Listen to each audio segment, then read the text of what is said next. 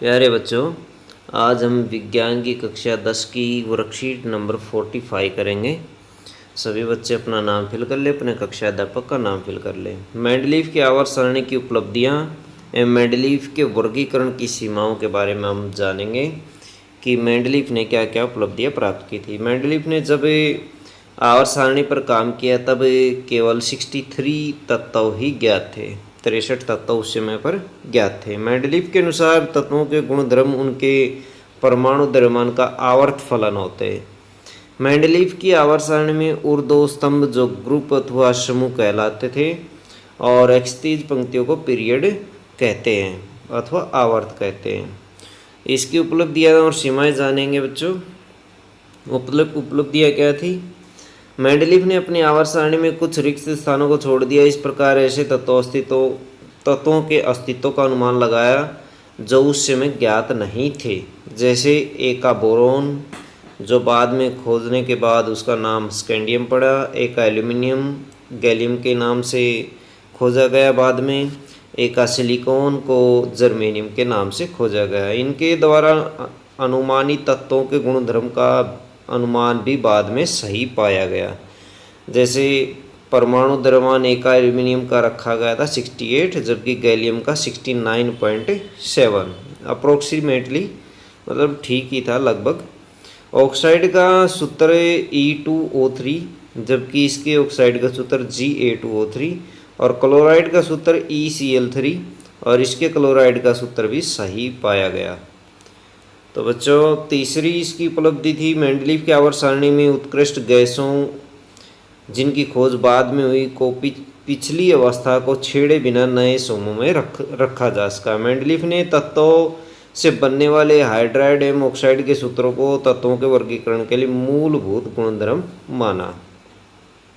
अब जानेंगे इसकी सीमाएं क्या थी। मेंडलीव अपनी आवर्त सारणी में हाइड्रोजन की स्थिति का सही पता नहीं लगा सके, क्योंकि हाइड्रोजन के गुणधर्म अक्षार धातुओं और हैलोजन दोनों से मिलते जुलते हैं। अक्षारीय धातुओं की भांति हाइड्रोजन भी हैलोजन, ऑक्सीजन और सल्फर के साथ एक जैसे सूत्र वाले यौगिक बनाती है। हाइड्रोजन के यौगिक HCl, H2O, H2S, सोडियम के यौगिक NaCl, Na2O, Na2S। हैलोजन की भांति हाइड्रोजन भी द्विपरमाणु अणु है और धातु और धातु के साथ क्रिया कर सहसंयोजी यौगिक बनाती है। यदि परमाणु संख्या को आधार माना जाए तो एक ही तत्व के समस्थानिक को अलग अलग स्थान पर रखा जाएगा, जिससे सारणी अव्यवस्थित हो जाएगी। तो ये भी इसकी सीमा थी। तीसरी सीमा क्या थी? एक तत्व से दूसरे तत्वों तक बढ़ने में भी परमाणु द्रव्यमान नियमित रूप से नहीं बढ़ता है, इसलिए ये भी इसकी सीमा थी अथवा कमी थी। तो डिसएडवांटेज हमने इस तरह से रीड की। इस प्रकार यह अनुमान लगा पाना संभव नहीं था कि दो तत्वों के मध्य में कितने तत्वों की खोज हुई है। तो ये इसकी डिसएडवांटेज थी। ये इसकी फ़ोटो देख सकते हैं। आवर्त सारणी के जनक मेंडलीव।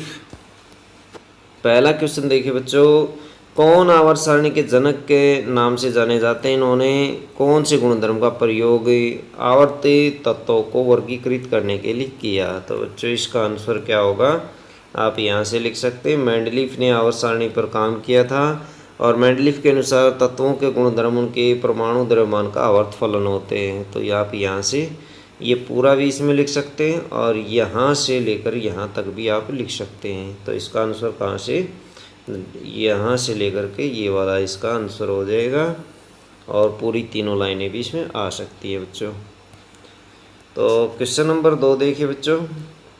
मेंडलीव ने अपनी आवर्त सारणी में कुछ रिक्त स्थानों को छोड़ा। इस प्रकार ऐसे तत्वों के अस्तित्व का अनुमान लगाया जा सका जो उस समय ज्ञात नहीं थे। उन तत्वों के नाम लिखिए और उनके नाम बताइए कि बाद में उनका क्या नाम पड़ा। तो उनका नाम क्या पड़ा? ये तत्व थे एक का बोरोन, एक का एल्यूमिनियम और एक का सिलिकॉन, और बाद में इनका नाम पड़ा स्कैंडियम, गैलियम और जर्मेनियम। तो ये वाली सारणी आप इसमें लिख सकते हैं बच्चों। मेंडलीव की आवर्त सारणी की उपलब्धियां लिखिए। उपलब्धियां बच्चों प्रश्न नंबर 3 में। तो उपलब्धियां इसकी आप लिख सकते हैं। यहाँ से 3 उपलब्धियां हैं। पहली उपलब्धि बच्चों देखिए, पॉइंट नंबर 1, इसमें सारणी छोड़ दें।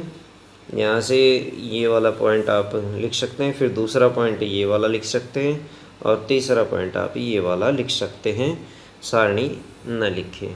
तो ये आप इसमें कर सकते हो उपलब्धियाँ।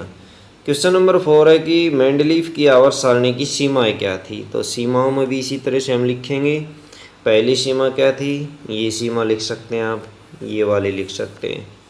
इसी तरह से दूसरी सीमा आप लिख सकते हैं, क्वेश्चन इसी के अंदर आप इसको लिख सकते हैं, और ये वाली भी सीमा लिख सकते हैं। तो ये 3 सीमाएं